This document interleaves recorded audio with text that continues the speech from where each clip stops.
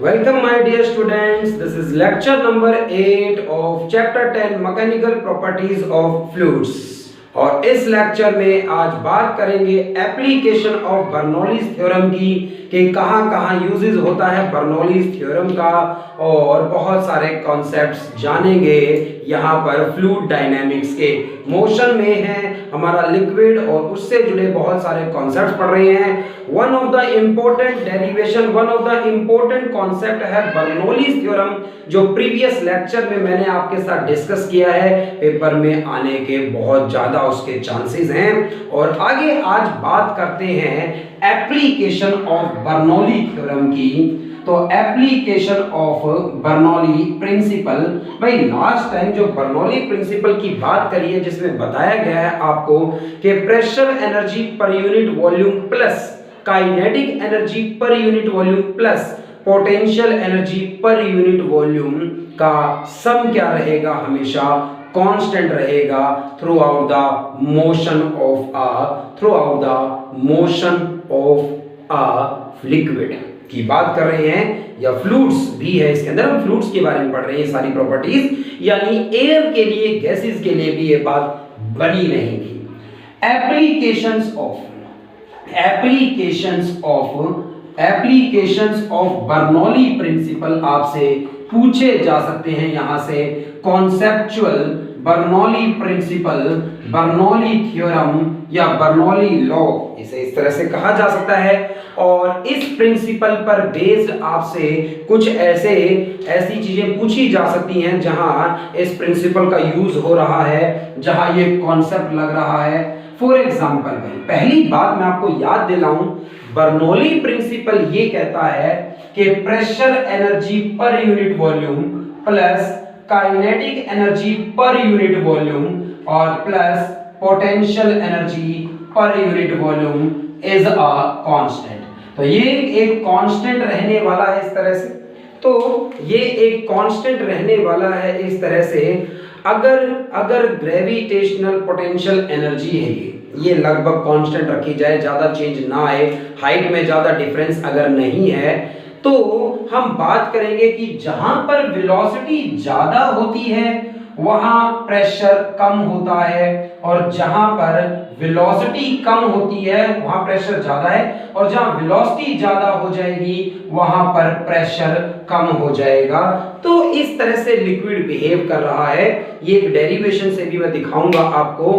Venturi meter होता है। Venturi meter एक डिवाइस है जो प्रेशर के डिफरेंस को मेजर करता है लिक्विड में। उसकी बात मैं आज ही करूंगा डेरिवेशंस के जरिए भाई आपके सामने। तो भाई जहां पर वेलोसिटी लिक्विड की कम हो जाती है, गैसेस की, एयर की, फ्लूइड्स की वेलोसिटी जहां कम होती है, वो फ्लूइड ज्यादा फोर्स लगाता है सरफेस पर, और जहां वेलोसिटी ज्यादा होती है वो फ्लूइड कम प्रेशर लगाता है किसी सरफेस पर। और ये बात इस तरह से जुड़ी हुई है कि मान लीजिए मैं इस एप्लीकेशन के पहले केस को डिस्कस करने से भी पहले इस तरह से बात कर रहा हूं आपसे कि मान लीजिए इस तरह से कोई पाइप है, कोई क्रॉस सेक्शन है जिसमें लिक्विड फ्लो हो रहा है। यहां पर आप जानते हैं एरिया ज्यादा है, तो यहां एरिया A1 है और यहां पर वेलोसिटी V1 है लिक्विड की। यहां एरिया A1 है तो यहां वेलोसिटी V1 है, तो यहां पर एरिया A1 है और यहां वेलोसिटी V1 है। यहां एरिया A2 हो गया और यहां पर वेलोसिटी V2 हो गई। ये लिक्विड जो इसके अंदर फ्लो कर रहा है, ये इन वोल्स पर क्या लगाएगा, प्रेशर लगाएगा। इन वोल्स पर ये क्या करेगा, प्रेशर अप्लाई करेगा। तो ये कितना प्रेशर अप्लाई कर रहा है, P1 प्रेशर अप्लाई कर रहा है। जैसे कि मैं बात करूं हमारे ब्लड प्रेशर की, तो ब्लड जब हमारी कैपिलरीज से फ्लो करता है, आर्टरीज से जब ब्लड फ्लो करता है, तो आर्टरीज की जो वॉल्स हैं उन पर एक प्रेशर अप्लाई करता है। बाहर से एटमॉस्फेरिक प्रेशर है जो उसे बैलेंस करने की क्या करता है, कोशिश करता है, तो उसे बैलेंस करता है यहाँ पर।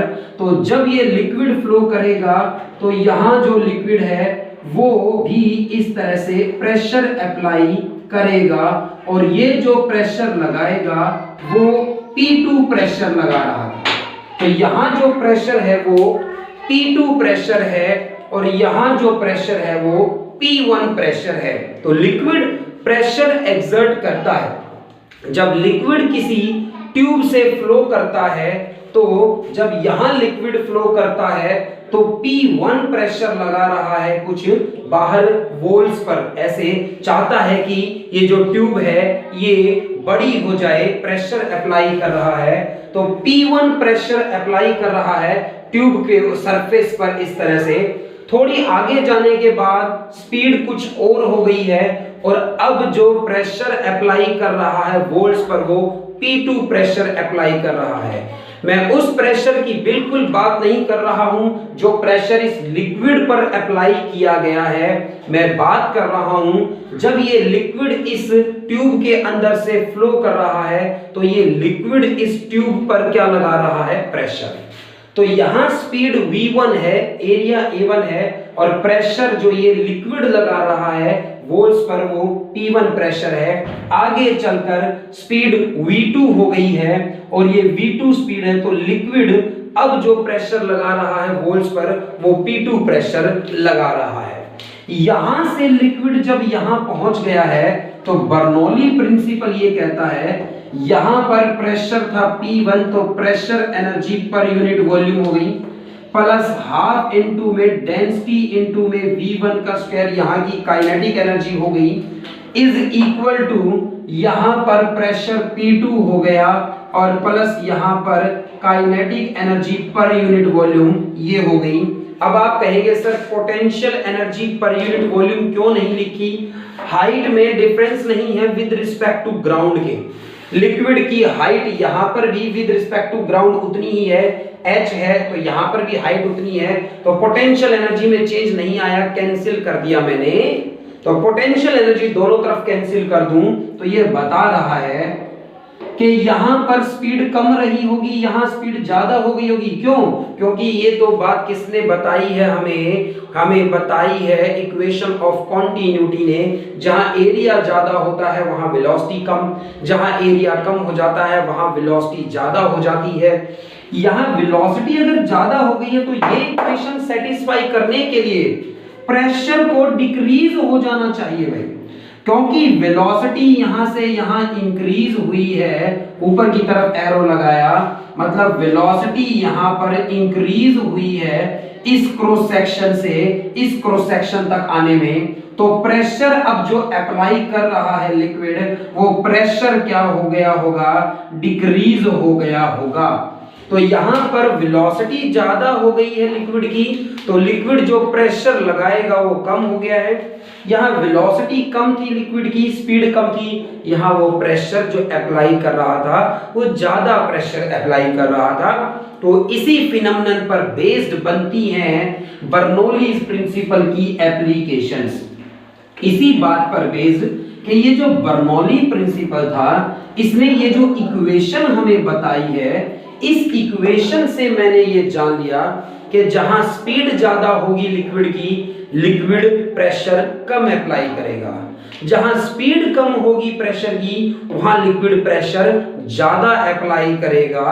और इसी पर बेस्ड नंबर 1 एप्लीकेशन जो है उसे कहते हैं एटोमाइजर। एटोमाइजर का मतलब है स्प्रेयर होता है, जैसे स्प्रे होता है कोई, तो स्प्रे किस तरह से काम करता है, तो किस तरह से स्प्रे काम करता है हम बात करेंगे। अंदर गैसियस जो है वो सब्सटेंस भर दिया जाता है स्प्रे में, या एयर भरी हुई होती है। तो ये एक एटोमाइजर कहने का मतलब एक स्प्रे है इस तरह से।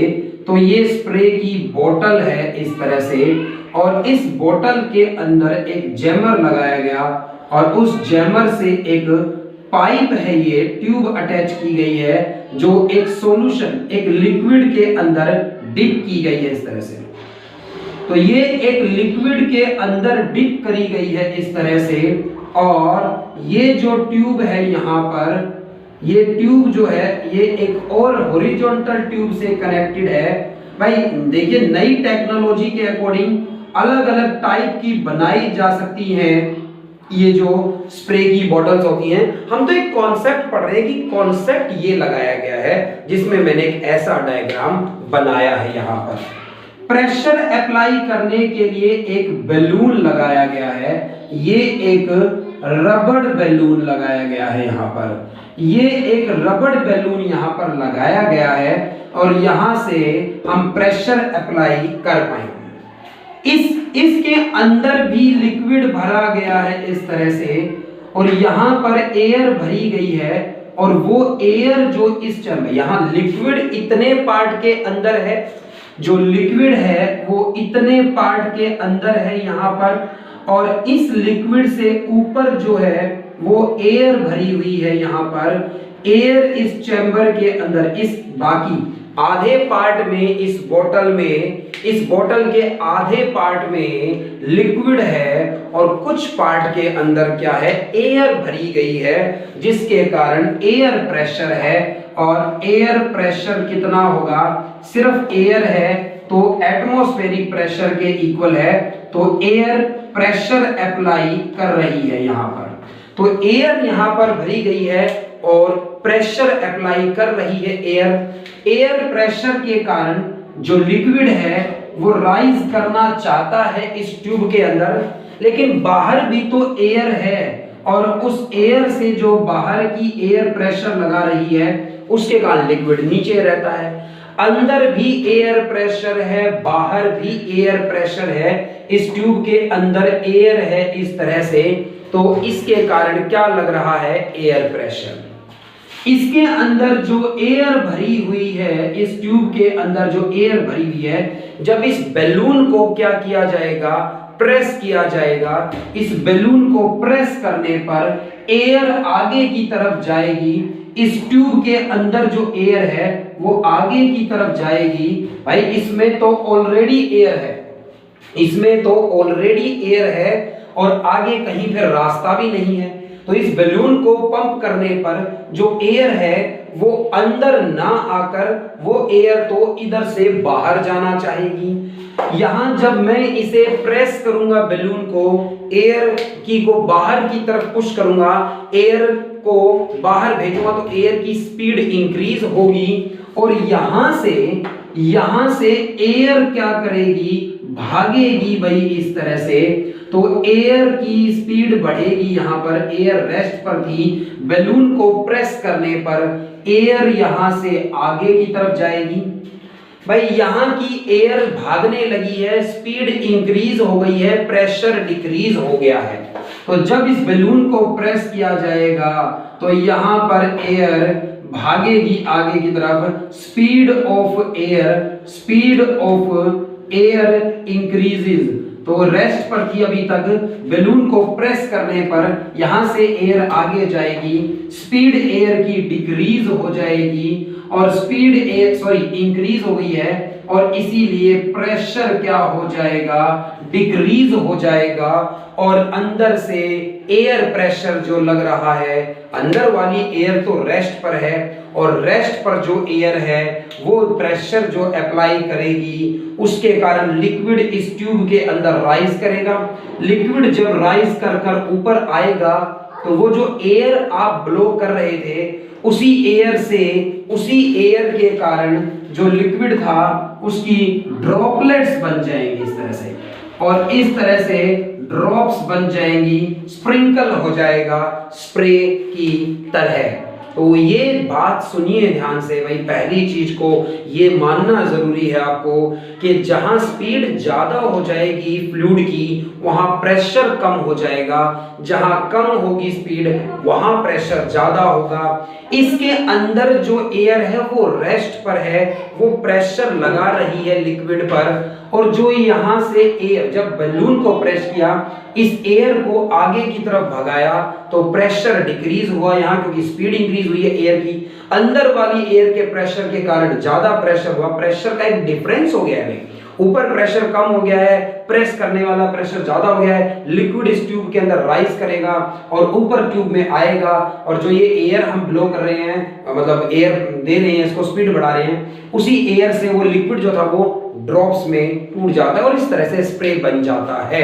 तो ये स्प्रे इस तरह से काम कर पाता है, जो हम यूज करते हैं अक्सर आजकल सैनिटाइजर्स में भी यूज करते हैं। जो परफ्यूम्स लेकर आते हैं उनमें अंदर भी गैस भरी जाती है, भाई गैस ज्यादा भरी जाती है, परफ्यूम कम भरा जाता है, तो अंदर जो है वो गैसेस भरी जाती है, जिससे प्रेशर काफी हाई रहता है। थोड़ा सा हम पुश करते हैं जब, तो इस बलून की भी जरूरत नहीं पड़ती, उसके अंदर पुश करने पर ही उस अंदर की गैस के प्रेशर के कारण यहाँ पर वो स्प्रे की फॉर्म में हमें मिलता है, क्योंकि अंदर गैस मिक्स की गई है उसके अंदर, तो उस गैस के साथ उसके पार्टिकल्स मिलकर आते हैं और इसीलिए वो ड्रॉप्स में आते हैं, स्प्रिंकल होते हैं छोटे छोटे। लेकिन ये टेक्निक थी सिंपल, जिसमें कोई एक्स्ट्रा गैस नहीं भरी गई, सिर्फ अंदर एयर प्रेशर है और बाहर भी सिंपल एयर है, और इस बलून की मदद से ऐसा एक स्प्रेयर, ऐसा एक एटोमाइजर बनाया जा सकता है। और ये एक एप्लीकेशन है बर्नौली प्रिंसिपल की। तो ये एक एप्लीकेशन है बर्नौली प्रिंसिपल की, कि एटोमाइजर है इस तरह से, और इसी तरह से बहुत सारी जगह पर बर्नौली प्रिंसिपल का क्या, तो बर्नौली प्रिंसिपल का इस तरह से यूज किया जाता है, एटोमाइजर में यूज किया गया है, अभी मैंने आपको बताया। और दूसरी बात, एटोमाइजर के बाद हम बात करें तो बहुत सारी ऐसी जगह है जहां पर यूज किया जाता है बर्नौली प्रिंसिपल का। एरोप्लेन में बात करते हैं और डायनेमिक लिफ्ट में भी बात करते हैं भाई। तो डायनेमिक लिफ्ट की बात का मतलब है जब बॉल को फेंका जाता है तब भी यूज किया जाता है डायनेमिक लिफ्ट का। तो डायनेमिक लिफ्ट का मतलब, डायनेमिक लिफ्ट बॉल का टर्न होना, बॉल स्विंग हो जाती है हवा में, चलते चलते डायरेक्शन चेंज करती है बॉल। फास्ट बॉलर बहुत यूज करते हैं इस बात का, फुटबॉलर्स बहुत यूज करते हैं। फुटबॉल पर जब किक मारी गई, फुटबॉल अगर घूम रही थी तो घूमते घूमते वो सीधी जाती जाती कई बार अपने आप हवा में ही अपनी डायरेक्शन चेंज कर जाती है। ये तब होता है जब एयर भी ना स्पीड में हो, ये नहीं है कि हवा चल रही थी इसलिए डायरेक्शन चेंज हो गई, हवा रेस्ट पर है, रुकी हुई है, ऐसी कोई तेज हवा नहीं चल रही, तब भी बॉल अपने आप अपनी डायरेक्शन चेंज कर लेती है हवा में चलती चलती, स्विंग कह देते हैं हम इसे। तो ये भी बर्नौली प्रिंसिपल पर बेस्ड है। डायनेमिक लिफ्ट या इस बॉल के इस तरह से डायरेक्शन बदलने को मैग्नेस इफेक्ट भी कहा जाता है, इसे मैग्नेस इफेक्ट भी कहा जाता है। और वो कुछ इस तरह से देखने को मिलेगा कि अगर एक क्रिकेट बॉल को या किसी भी स्फेरिकल बॉडी को आपने इस तरह से सामने की तरफ थ्रो किया है कि वो स्पिन नहीं कर रही है, घूम नहीं रही है, रोटेट नहीं कर रही है, तो जब ये सामने की तरफ जाती है, सामने से जो एयर है वो भी इस तरह से वही आती है यहाँ पर, तो एयर भी इस तरह से आ रही है और दोनों तरफ से एयर जाती है और दोनों तरफ जो स्पीड है वो सेम रहती है। सेम रहने के कारण दोनों तरफ प्रेशर सेम है और इसीलिए किसी भी डायरेक्शन में ये नहीं अपनी डायरेक्शन चेंज करती है, किसी भी डायरेक्शन में नहीं बेंड होगी भाई। लेकिन अगर आपने एक क्रिकेट बॉल को या फुटबॉल को इस तरह से सामने की तरफ थ्रो किया है कि ये रोटेट कर रही है, इस तरह से ये रोटेट कर रही है, तो किसी भी एक डायरेक्शन में ये रोटेट कर सकती है, तो ये घूम रही है इस तरह से। अगर ये इस तरह से घूमती हुई आगे की तरफ जा रही है, घूमती जा रही है, घूम भी रही है, जैसे धरती अपनी ही एक्सिस पर घूम रही है और आगे भी जा रही है, ऐसी बॉल गोल गोल घूमती हुई, रोटेट करती हुई आगे चलती जा रही है। अब सामने से आने वाली जो ये एयर है, ये सामने से जो आने वाली एयर है ये रोटेट कर रही है भाई। इस अब ऊपर की बात करूं मैं यहाँ पर, जो रोटेशन की डायरेक्शन है बॉल की और जो स्पीड है एयर की जो स्पीड है भाई, आगे की तरफ बॉल जाएगी तो एयर इस तरह से जा रही होगी, इस डायरेक्शन में एयर जाएगी और अपोजिट डायरेक्शन में ये स्विंग कर रही है, मतलब घूम रही है, सॉरी स्पिन कर रही है, रोटेट कर रही है। बॉल रोटेट कर रही थी इस तरह से, एयर ऐसे जाना चाहती है, बॉल ऐसे रोटेट कर रही है, अपोजिट डायरेक्शन हो गई है तो थोड़ा फ्रिक्शन ज्यादा होगा और इसीलिए जो स्पीड है एयर की वो यहाँ पर कम हो जाएगी और एयर की जब स्पीड यहाँ पर थोड़ी कम हो जाएगी तो यहाँ पर स्पीड डिक्रीज हो जाएगी। स्पीड डिक्रीज हो जाने के कारण यहाँ पर जो प्रेशर है वो इंक्रीज हो जाएगा। प्रेशर यहाँ पर इंक्रीज हो जाएगा, ऊपर एरो का मतलब इंक्रीज इन प्रेशर है। और जो एयर इस डायरेक्शन से निकल कर गई होगी तो यहाँ पर एयर की डायरेक्शन और बॉल की जो स्विम है, स्पिन है, रोटेशन है, सेम डायरेक्शन में है दोनों और इसलिए यहाँ पर जो स्पीड है वो इंक्रीज हो जाएगी। यहाँ पर फ्रिक्शन नहीं होगा, कम होगा, यहाँ ज्यादा फ्रिक्शन होगा। बॉल एयर की जो डायरेक्शन है उससे अगेंस्ट रोटेट कर रही थी, फ्रिक्शन ज्यादा होगा, यहाँ फ्रिक्शन कम होगा, स्पीड ज्यादा होगी। स्पीड यहाँ पर इंक्रीज हुई है और स्पीड इंक्रीज हुई है तो प्रेशर यहाँ पर डिक्रीज हो गया है और इसलिए प्रेशर का एक डिफरेंस क्रिएट हो गया है। यहाँ से ज्यादा प्रेशर लग रहा है, यहाँ से कम प्रेशर लग रहा है। प्रेशर का एक डिफरेंस है तो एक नेट फोर्स लग रहा है और जिस तरफ प्रेशर कम है बॉल उसी तरफ डायरेक्शन घुमाती चली जाएगी अपनी। इसलिए हवा में घूमती हुई ऑब्जेक्ट जब जाती है, घूमती हुई जा रही है अगर बॉल तो चलते चलते किसी एक डायरेक्शन में जिस तरफ घूम रही है उसी तरफ अपनी डायरेक्शन को चेंज कर लेती है। फास्ट बॉलर क्रिकेट में बहुत यूज करते हैं इस बात का। बॉल फेंकेंगे, घूमती हुई जाएगी तो वो एक डायरेक्शन में घूमती चली जाएगी, टप्पा खाने से पहले, सरफेस पर टकराने से पहले ही डायरेक्शन हवा में इस तरह से अपनी चेंज करती है जिसके कारण बैट्समैन कंफ्यूज होता है और आउट होने के चांसेस ज्यादा बनते हैं।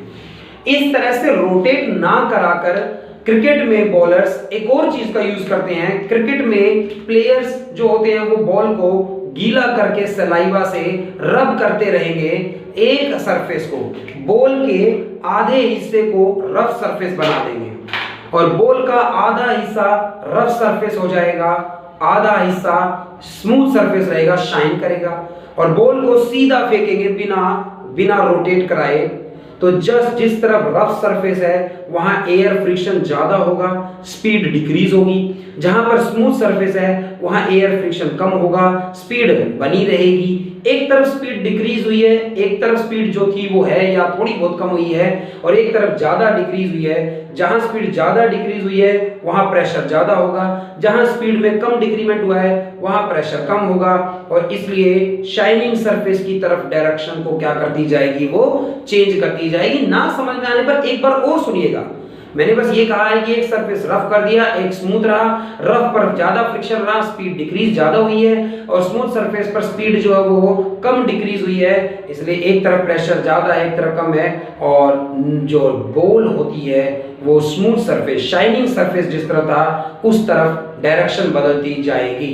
तो ये क्रिकेट में अक्सर यूज होता है इस तरह से। और ये स्पिन वाला बॉल घूमने वाला फुटबॉल में अक्सर यूज करते हैं कि जब एक फुटबॉल प्लेयर हिट करता है बॉल को, घूमती हुई बॉल जा रही होती है, लगता तो ऐसा है कि सीधी सीधी जाएगी पर धीरे धीरे उसकी डायरेक्शन चेंज होती जाती है प्रेशर डिफरेंस के कारण और गोल पोस्ट से बाहर जाती हुई दिखने वाली फुटबॉल गोल में घूम जाती है।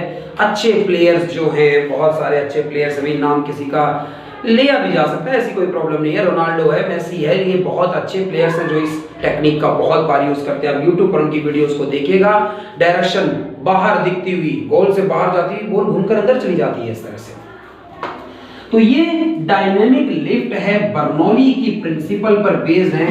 एरोप्लेन्स में भी हमने ऐसा ही किया गया है कि इस तरह से बनाए गए हैं विंग्स जो हैं कि जो एयर है वो विंग्स के ऊपर से फास्ट निकल जाए, नीचे से स्लो हो जाए, नीचे से प्रेशर ज्यादा होगा, ऊपर से कम होगा, एरोप्लेन को ऊपर आने में मदद करेगी। इस तरह से ब्लड फ्लो होता है और हार्ट अटैक बन जाता है, ये कंडीशन भी इसी में बनती है।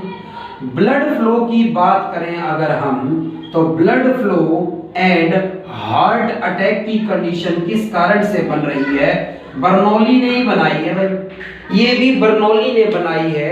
जब ब्लड कैपिलरीज के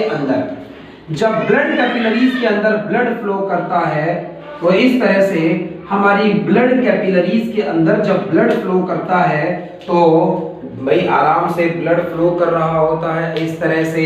तो एक बार जब ब्लड पूरी तरह से क्या हो जाता है, कंप्रेस हो जाता है, छोटा साइज हो जाता है, तो सिस्टोलिक प्रेशर लग रहा है, और जब रिलीज हो जाता है तो डायस्टोलिक प्रेशर। इस तरह से प्रेशर्स अप्लाई होते हैं। तो ये प्रेशर अप्लाई करता है एक बार जब कंप्रेस हो जाता है ब्लड पूरी तरह से, मैक्सिमम प्रेशर होता है, और 120 mm ऑफ मर्करी हम कहते हैं उसे।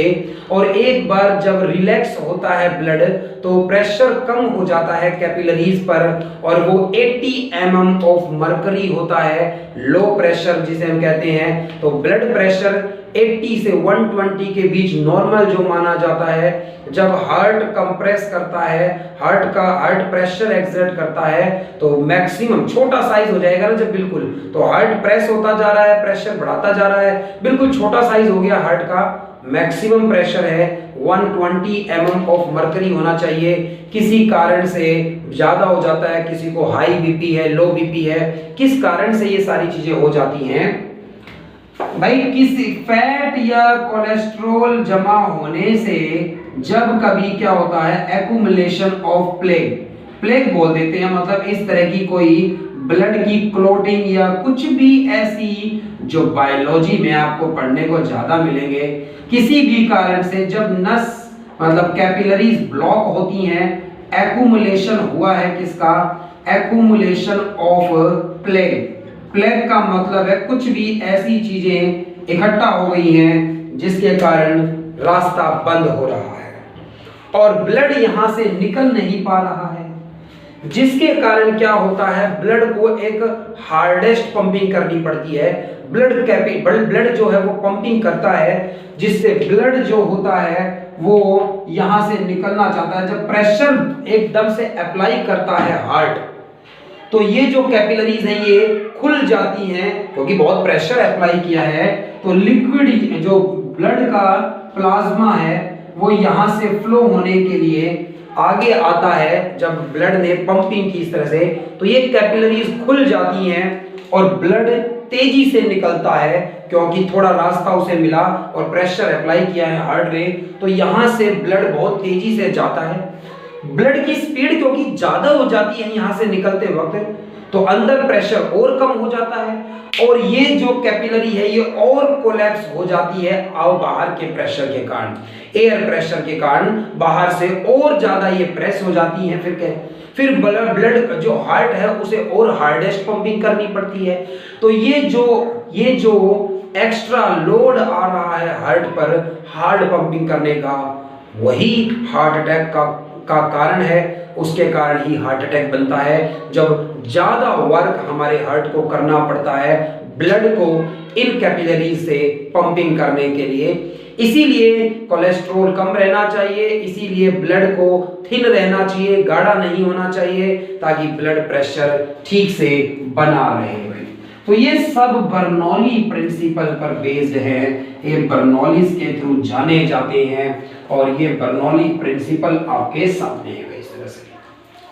तो और भी बहुत सारी एप्लीकेशंस होंगी जिसे आप पढ़ सकते हैं, बुक्स उठाइएगा और पढ़ने की कोशिश कीजिएगा कि और कहाँ बर्नौली प्रिंसिपल का यूज किया जाता है या होता है या पढ़ने को मिल सकता है।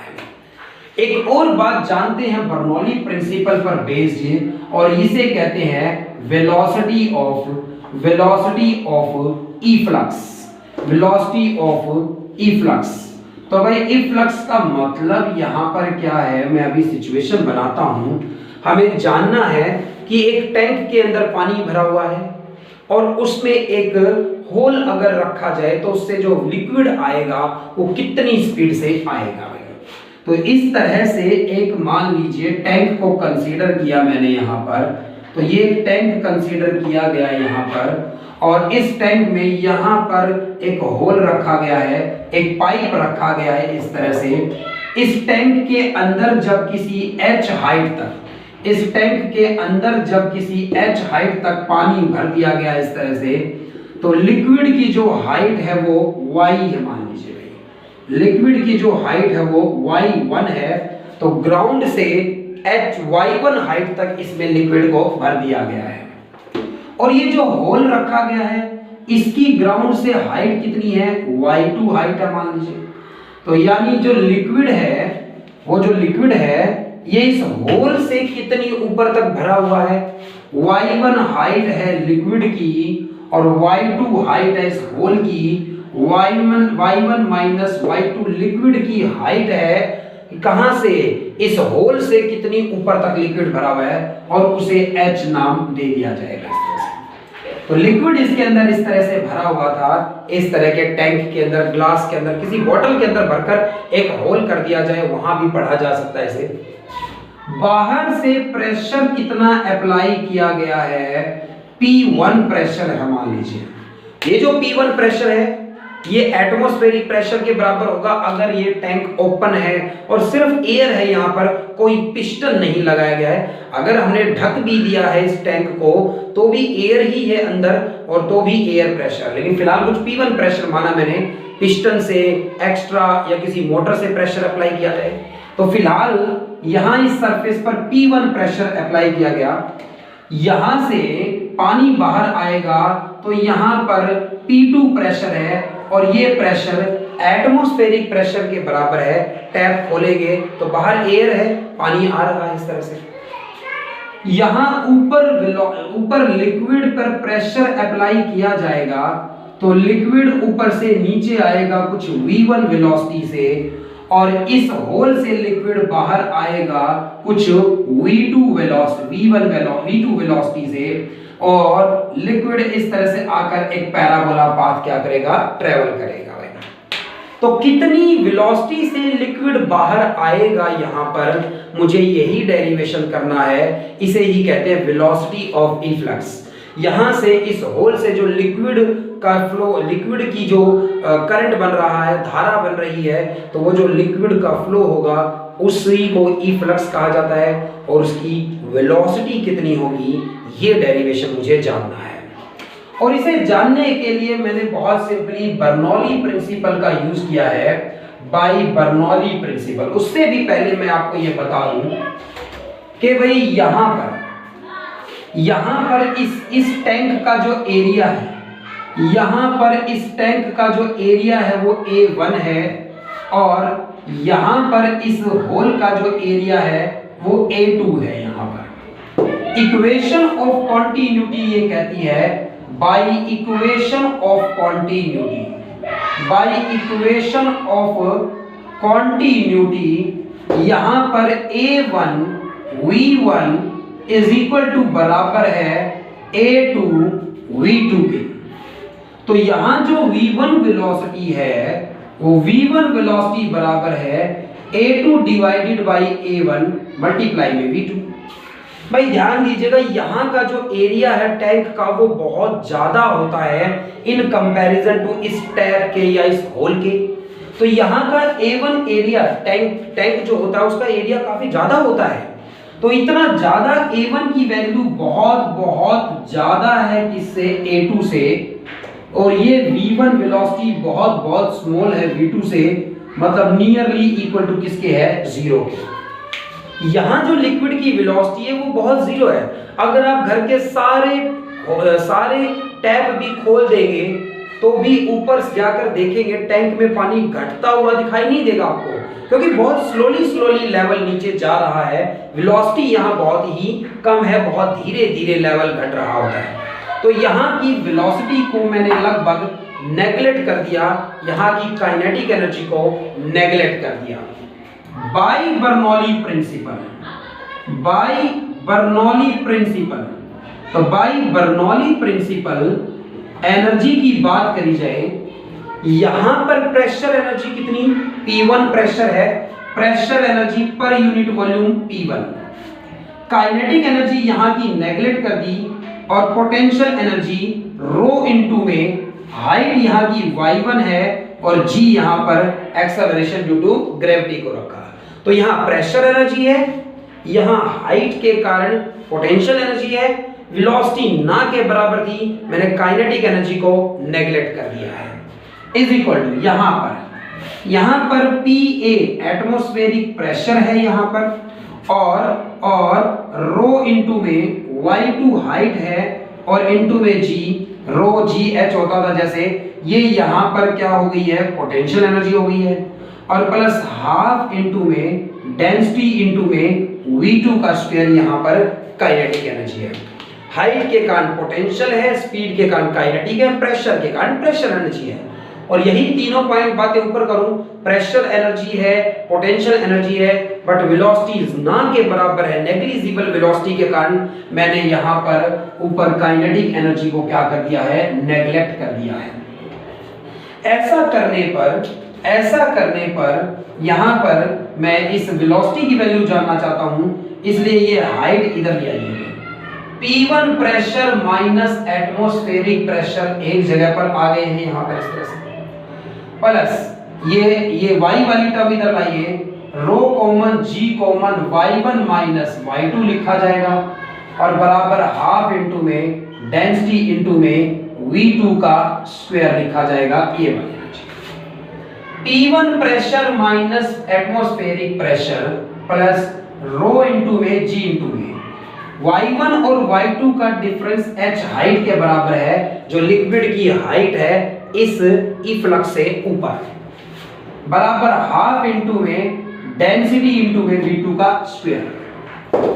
2 को इधर मल्टीप्लाई में भेज दीजिए, डेंसिटी को डिवाइड में भेज दीजिए, और ये 2 इसके साथ मल्टीप्लाई में आ गया है, P1 माइनस PA प्रेशर, और प्लस में यहां पर रो इनटू में G इनटू में H है ये, और इज इक्वल टू V2 की वैल्यू चाहिए आपको, और इसका क्या कर दिया जाए, अंडर रूट कर दिया जाए इस तरह से।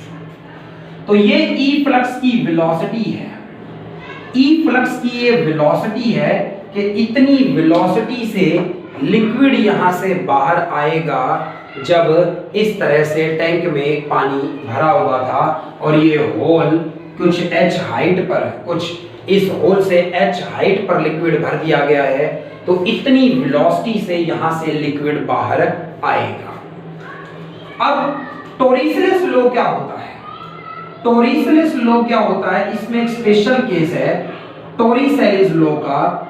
टॉरिसलेस लॉ ये कहता है कि अगर एटमॉस्फेरिक प्रेशर, अगर P1 प्रेशर बराबर हो जाए एटमॉस्फेरिक प्रेशर के, यहां पर अगर मान लीजिए सिर्फ एटमॉस्फेरिक प्रेशर है, कोई एक्स्ट्रा प्रेशर नहीं है, जैसे हमारे घर की छत पर टैंक लगे होते हैं तो उसमें सिर्फ एटमॉस्फेरिक प्रेशर है, P1 बराबर अगर PA के है तो ये डिफरेंस तो जीरो हो गया, रो GH बचेगा, डेंसिटी से डेंसिटी कट जाएगी, और वेलोसिटी बराबर आ गई अंडर रूट में 2GH, अंडर रूट में 2GH। और ये टॉरिसलेस लॉ है क्योंकि ये वेलोसिटी बराबर है equal to velocity of freely falling body.